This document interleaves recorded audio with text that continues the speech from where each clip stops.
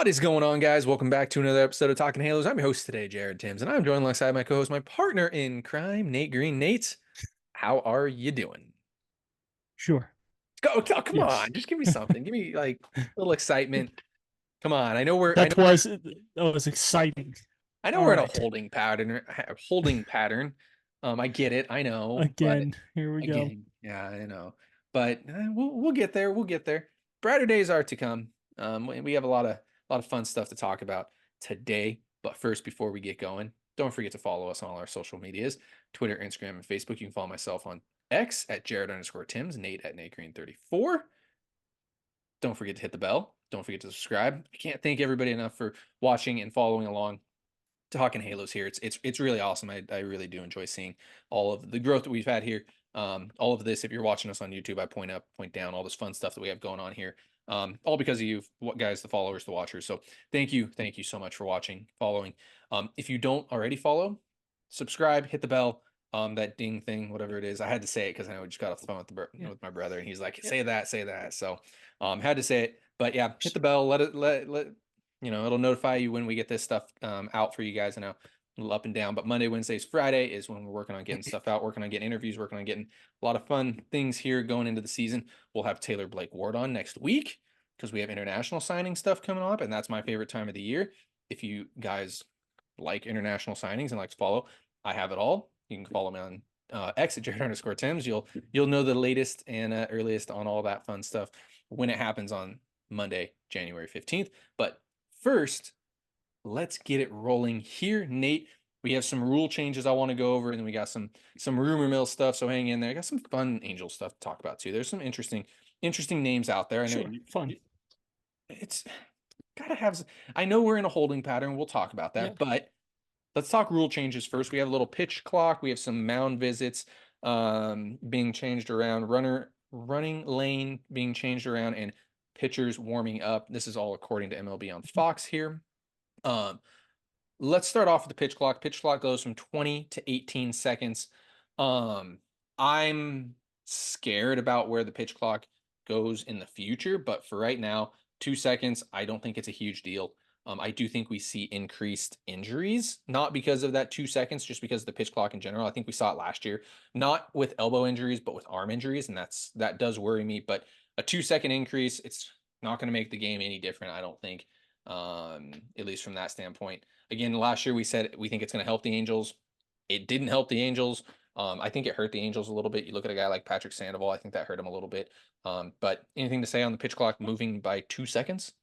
I don't know. I think he gave him less opportunity to pout for the Oh, whole inning. There was less time for him to pout.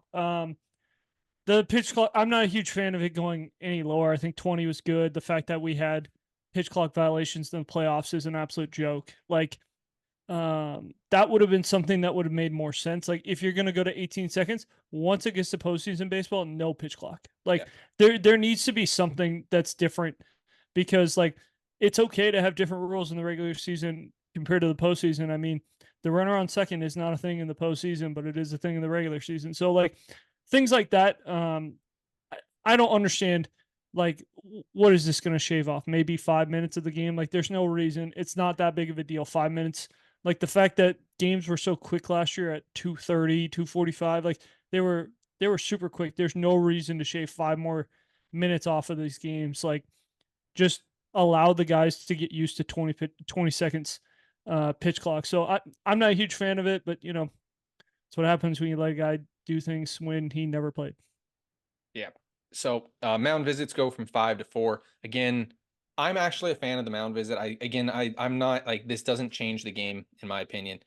Going from 5 to 4, but I like more mound visits. As weird as this sounds, I think that's needed. At the end of the day, I think if you're going to make this game analytical, you need to have more mound visits to talk about things.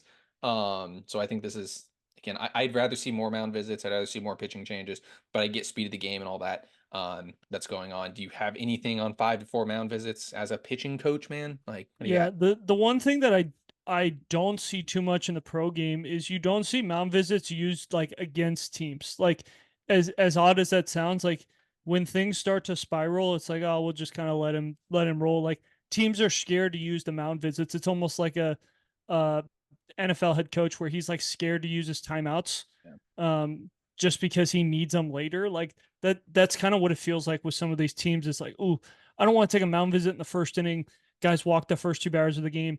I'll just hope that he gets out of it. And then by the time it's already spiraled for the guy's given up 2 or 3 runs. He's got one out and he's got first and second still. It's like, oh, now I'll go take my mound visit. It's like you could have taken that 4 batters ago and we might have been in a different spot. So I don't love the 5-4 thing. I think 5 was kind of a good number because you could limit like the pitching coach. You only get 3. The position players you can take as many as you want, but the pitching coach can take no more than 3 in a game. And it's like, hey, the other 2 can be position players. Position players could take 3. Pitching coaches could take 2. Whatever. I just don't understand. Like these mound visits aren't that long. Like No. that's the other thing too. Is like But it's not like they're by the having to time the take a pitching coach goes out, the umpire's already running out there anyways. So it's like, yeah. It's not like we're having to go on commercial for these pitching coach mound visits or player mound visits. It's like these things are 20 seconds long, maybe 30 seconds by the time everything happens. Like just leave it alone. yeah. And if you're talking about like the money and not going on commercial, I think they started taking commercial breaks during mound visits now, but it's like the partial commercial break, if you It's not a remember. real It's commercial not, break. but not. Oh, I know. We'll get on to the. It's fine. Like I said, I think baseball takes more strategy. I think you need not more mound visits, but 5 is fine. You don't need to reduce. You're not doing anything, and you definitely need to figure it out in the playoffs. That's for sure. So, Mm. running lanes. It looks like down to This was the first. one that I was interested in. Yeah, down to first base. They're opening that up. They're not going to have the running lane that you see going down to first base. So that weird white chalk line that you see, that's not going to be there anymore. Um, I don't know. I haven't thought about how this affects the game. That was always, and you like who always like to not, I don't want to say beg for outs, but that was a rule that I always like to try to take advantage of. You get a quick runner down the line. He throws a bunt down. You ever throw it in the back of Mm-hmm. someone's back just Mm-hmm. because? I did Mm-hmm. that all the time, and I would be like interference, and no umpire ever knew at lower levels what the hell was going on. So they're like, oh yeah, interference. That was always one of my favorite things to do. I mean, Lower levels. I mean, we have guys in the bigs that yeah, don't you know get that guys in the rule. big leagues that do it that are smart that like still don't understand umpires still don't understand the rules. But we'll see how this affects games. I just don't like if they take a step in the grass, like you're just trying, not trying to, but now you expand you expand the arguments that happen because like what if he's in the grass but he's never didn't step on the grass, right? Like what if his body's in the grass but he's not stepping on the grass, right? Like well he touched his elbow hit the ball and his elbow's in the grass, but his whole body's in the dirt. It's like I mean, I don't know, like it's kind of ridiculous. Like I don't think anybody, this is for me, the running lane is like a catch in football. Like nobody knows what a catch actually is. Nobody knows where the running lane is, what the running lane is. Like what can you do, what can't you do? I've seen some stupid calls made on the Yep. running lane. So I'll let you talk about it, but I think nobody knows. It's again, it's like a catch in the NFL. Yeah, it's definitely this doesn't really help with like, oh, this is the answer is like obvious now.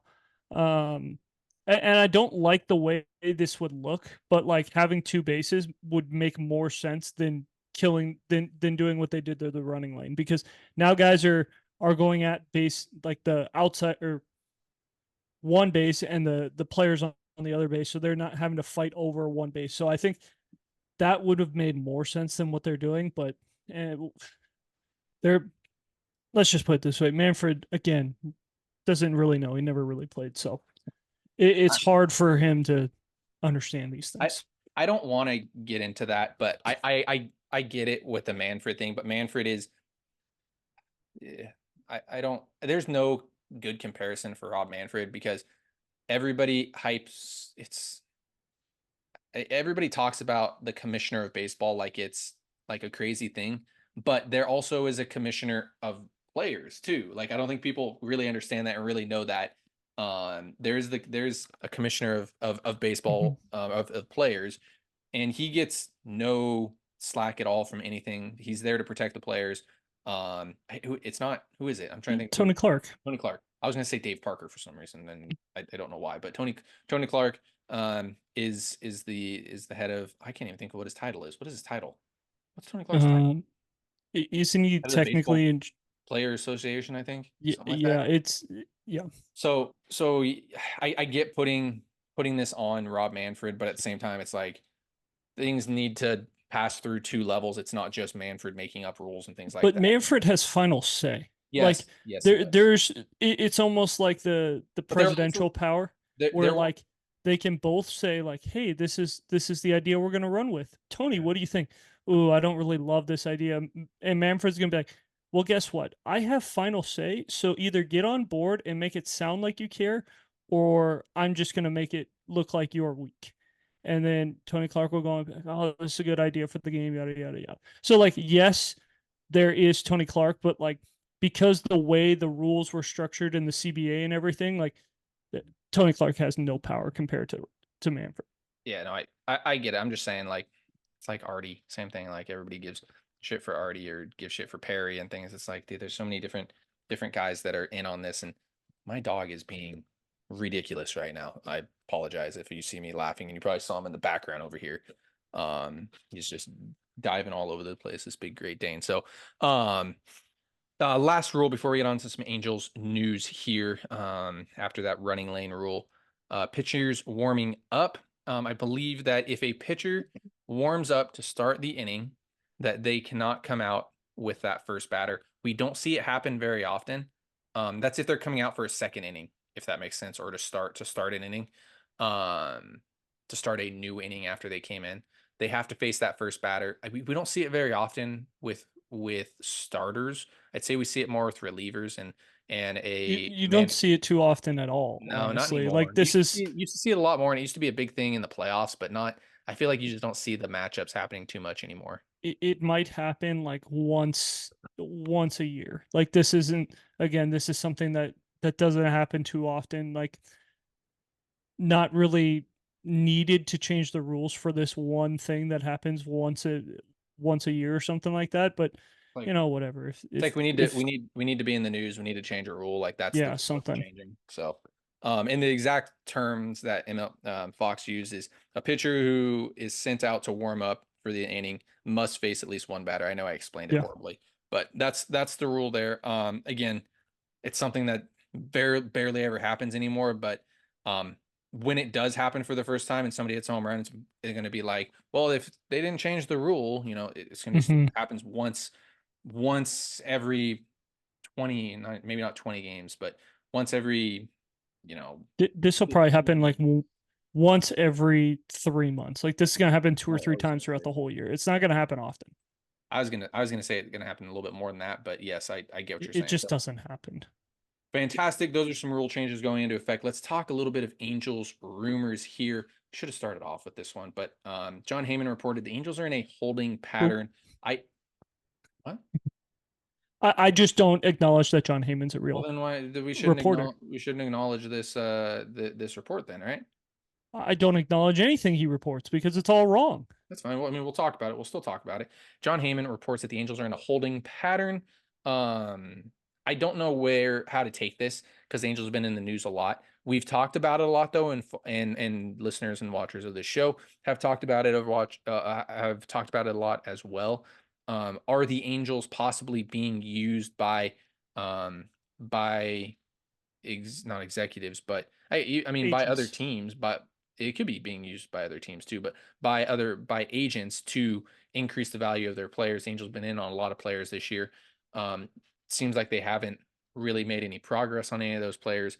So we'll see. The Angels are continuing to be linked to certain players. One guy that we'll mention here is Jorge Soler. They're mentioning Teoscar Hernandez, Shohei. They've almost been mentioning everybody. Imanaga, Yamamoto they were mentioned in. So it's almost been everybody. So to say the Angels are in a holding pattern is like kind of stating the obvious. But my question to you is, does this worry you now for the rest of the offseason, or do you think the Angels maybe start getting aggressive because the theme was with Perry early and often, and we did not see that this year. Yeah, I didn't think you would see it this year, honestly, because they were going to really be tied up in the Shohei Ohtani market, and that was going to dictate how everything went for them.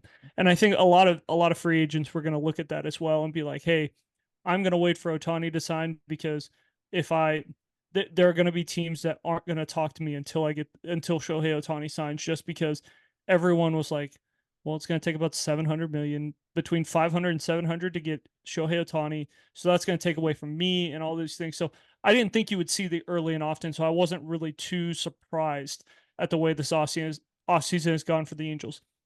A couple of things to think about. Artie Moreno did talk about selling the team 2 years ago. I think it's still a possibility. I think there's something where he's at a point in life where he knows, like, his family doesn't really want the Angels. They don't, they just don't seem to have Yeah. that they don't have that drive to want to own the Angels. So he knows that his time is coming to an end where it's like, you know what, it makes more sense for me to sell this and move on. He's losing Shohei Ohtani. He already lost Shohei Ohtani, so he's going to lose some money there. Um, and then you have which is funny because nobody's really talked about this until the last couple of days because it just came up again. The TV contracts, which you and I both know, the only reason the Angels signed Albert Pujols was TV contract driven, right? He had to find a way to negotiate a TV contract. Does he really want to have to go through another? Because most likely they're going to have to renegotiate a new TV contract with somebody else besides Bally because Bally is done, um, or it looks like Bally is done.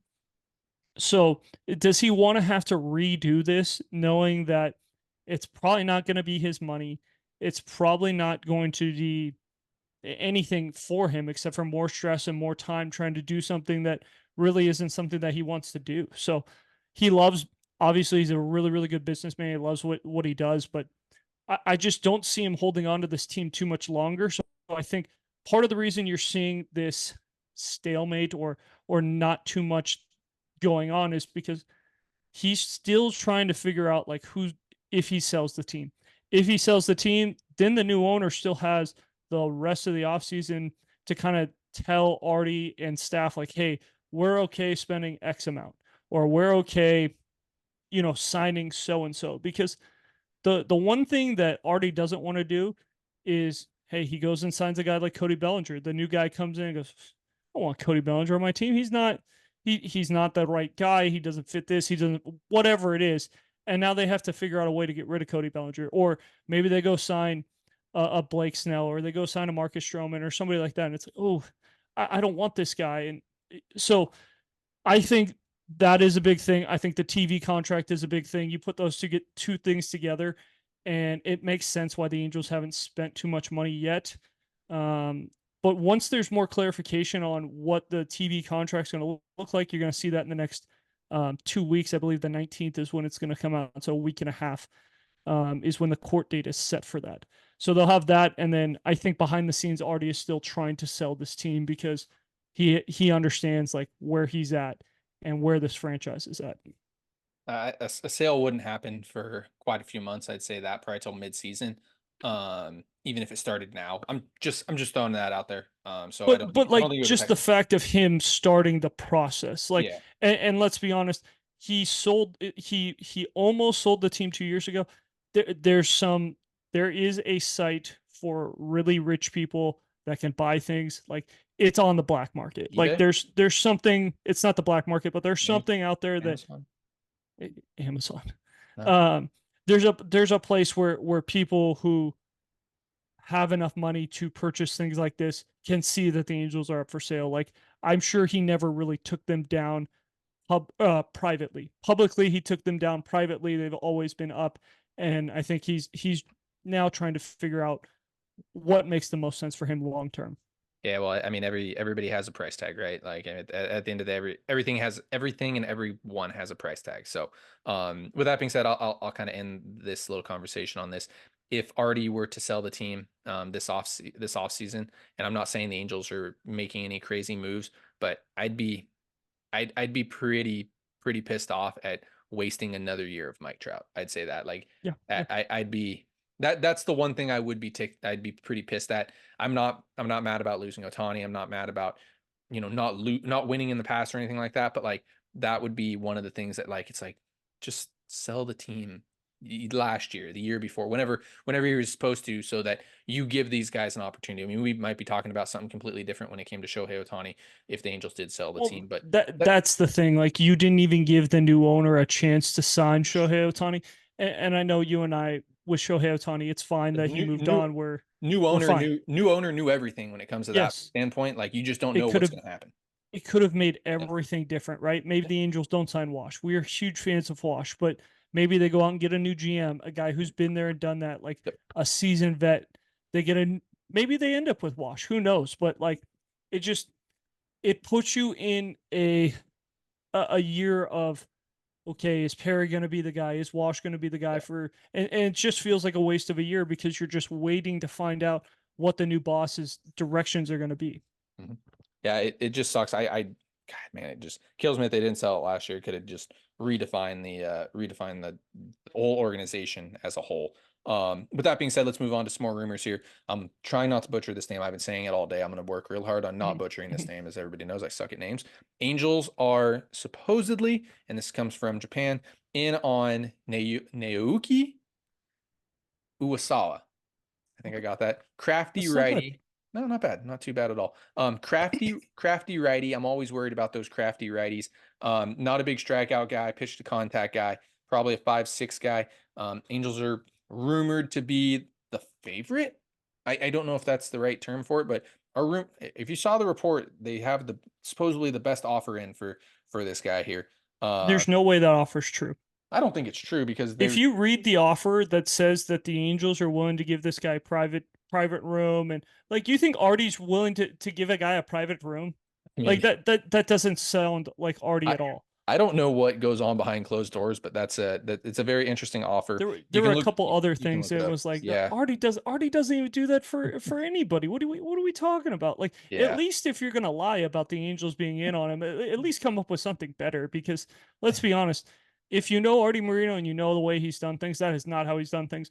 And by the way, for those of you listening, Japan also said the Angels were the favorites for Imanaga, and supposedly the Angels didn't even offer Imanaga. So Whoa, they like, never said that. Don't put words into their mouth. no, no, no, they did. No, they never said Angels. They never said the Angels are the favorites. When did they say that? They, I said they did. The That Giants. They say no, the Angels. yeah, they were Mm, it was the Angels first. The first mm, team they said was the Angels. Then they backtracked and changed it to the Giants. And mm. then they were like, "Oh, we don't know."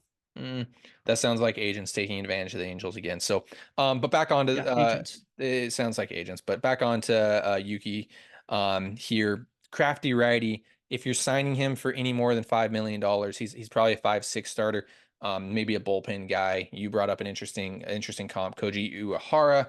I don't even know if that's really who he is, but it's at least news to talk about, not a big impact guy. And then I guess bigger news to talk about, Angels are in on Jorge Soler. No surprise there. The Angels are still looking for a bat. This comes from Chris Cotillo, back east. I think he covers the Red Sox for MLB, if I'm not mistaken. I can't think of who it is off top or what he covers off top of my head. But Jorge Soler, this isn't any crazy big news, but figure the Angels in on a bat like this. You got anything for me on Jorge Soler before we let everybody go? Just doesn't make a lot of sense for the Angels. It doesn't. I It just want to make doesn't. it. I just want a signing so we can talk about it. Like I don't necessarily want I Jorge understand you Soler, want a but like signing, but like I want some. this team to be built to win. And Jorge Soler is a great hitter. He's So gonna hit his 245 this year, and he's gonna hit 30 homers. so Be- at this point, let me throw this at you. At this point, are the Angels competing? are they? Com- Is there any way the Angels compete next year in your mind? Really? Like even if they get Bellinger, even if they get Snell, even if they make this weird giant like push and they make all these trades, like is there any way the Angels are competing this year? What Sure, I sure. There's a way. It's got to be a Because perfect offseason. And what you talked hey, about is trading Taylor Ward, trading Patrick Sandoval. And I don't see that. all I'm saying is nobody before the season was saying the Arizona Diamondbacks are going to the World Series. Not one team, not one person was like The Arizona Di Diamondbacks are going to the World Series. the So Diamondbacks were the worst team to make it to the World Series in like 50 years, man. Like that doesn't make did sense they because make the there's not. playoffs? Yes, they made the playoffs. Okay, were people saying the Miami Marlins were going to make the playoffs last year? No. No. Were people saying the Mets were making the playoffs? I think everyone said the Mets were Smart making the people playoffs. were questioning it. I think this podcast. I think everyone had the Mets making the playoffs. Did people have the Padres making the playoffs last year? Yeah. Yes. Yes, I Oh, give you that. okay. And It's they didn't make the playoffs. So I'm just saying I here, know. like just because we expect them not to be good doesn't mean they can't figure things out. It is a different culture. I think Ron Washington's going to bring a different culture. It's going to be a different clubhouse. I am a little bit excited about where the Angels are going. They need a lot of help. Don't get me wrong. I'm not sitting here saying the Angels are one player away from being World Series contenders or even postseason contenders. But I think if you are trying to build for the future and build around guys, I think there's guys that check off both those boxes. And I know I've said Cody Bellinger a million times, it feels like, but he is one guy that makes a lot of sense due to his age, due to his athleticism, and due to where he would fit with this core. This core, you have a really good chance if this core ends up being as good as you think it might be to be a dangerous team in a year, 2, 3. And Cody Bellinger's age 31, 32, when this team is really, really hitting its like ceiling of how good it really could be. So I think there is a possibility. I think Taylor Ward needs to go. I think it makes a lot of sense for Taylor Ward to get traded. He's got 3 years left of team control. Even if the Angels were to be perfect, you are going to have to re-sign Taylor Ward the year after they make the playoffs. So now you're going to put that on the books. And if the Angels are to be good, Taylor Ward's going to have to be good. So you're going to have to pay him. It's not going to be like, oh, hey, we got him 5 years for 15 and he's 31 years old or 33 years old, excuse me. So like, that's another thing is like Taylor Ward is a weird player where he's old and still has team control. Yes, this team can compete, but they need a lot of help. They need to go get a starting pitcher, a starting pitcher. They need to get rid of a starting pitcher or two. And I know you're looking at me saying, get rid of starting pitcher. Tyler Anderson cannot be on this roster. Tyler Anderson cannot be on this roster. If this our roster is saying they are competing, Tyler Anderson should not be on this roster. I'm fine keeping Patrick Sandoval. I'm fine keeping Reed Detmers. I'm fine keeping Silseth. And then hopefully the Taylor Ward is bringing back a starting pitcher. So now you have 4 guys, and it's a Griffin Canning, Zach Plesac fight for the last job. If you really wanted to make this team like really good, you go get a Marcus Stroman, you trade Griffin Canning, you move Plesac to the bullpen, and it really puts you in a good spot. Why am I out on Jorge Soler? Why was I out on Teoscar Hernandez? Why am I out on JD Martinez? They don't play a position. Everyone's looking at me going, hey, Teoscar Hernandez is going to play the outfield for the Dodgers. That's great. He is going to play below average defense. And we don't even know, like, it was a down year for him. He had a 704 OPS last year with the Mariners. That is not a good year. The Dodgers are really hoping that he just mashes lefties and that he doesn't play against righties, which very possible that he does that. But he will be getting replaced in the 7th or 8th inning of games because the Dodgers know that he cannot play defense. Angels don't have that luxury where it's like, oh, hey, we are so loaded around that we can have Teoscar play left field for 7 innings, and then 8th and 9th we're going to go to fill in the blank because we've got such an elite roster that we can go to a guy off the bench. Jorge Soler plays DH. For the Angels to be good in this next year, 2, 3, 4 years, Mike Trout needs to be able to take half days off. He has to be able to DH. Anthony Rendon has to be able to DH. And I know most of his injuries have been freak incidents, you'll point out, but typically guys that get hurt are guys that get hurt. That's just how it works. Yeah, they're all freak injuries, though. They are, I know. But if there's a way to keep him healthy, it's, hey, play third base 4 times this week, and you'll DH 2 times this week. Maybe they're only playing 6 games that week. Then the next week it's, hey, we're playing 7 games. Guess what? You'll play 3 games at third and 4 games at DH. And it's just allowing guys to move in and move out. Trout can play a corner because you signed Cody Bellinger. Now all of a sudden, Trout's like, hey, I can take a half day off on a different off day. Like Anthony Rendon DH yesterday, Trout's going to DH today. the next day Anthony Rendon and Trout are both playing defense, and you have, hey, we're facing a really tough lefty. Joe Adele, you're going to DH today. Drury, you're going to play first. Like, it just opens up so many more options on a team that have so many question marks, and you don't want to cement a guy into the designated hitter role on a team that has this many question marks. Like, what happens if Anthony Rendon is like, hey, I can't play defense, and you sign Jorge Soler? What are we going to do? Roll the dice that Jorge Soler can play the outfield, or hey, we're going to throw Anthony Rendon on the 10-day IL. We're paying the guy 38 million. Here we go again with the IL. Like, there are just things like that where Mike Trout, like, he can't play defense, but he can hit. Well, we signed Jorge Soler, so go put him in the outfield. Hopefully he pays off. He doesn't play defense. JD Martinez, he's 37, 38 years old, doesn't play defense.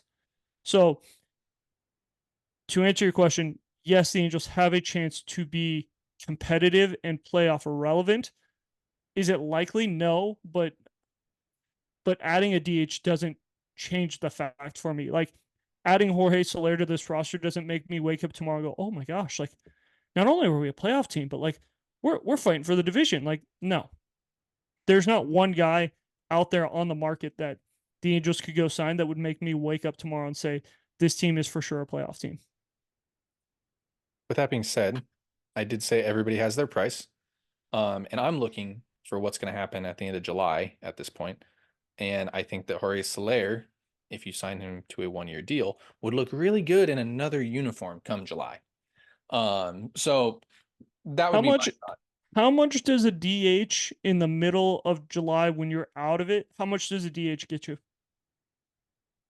Does it get you an impact prospect In July? on No, but a 1-year contract? it gives me something to talk about in July.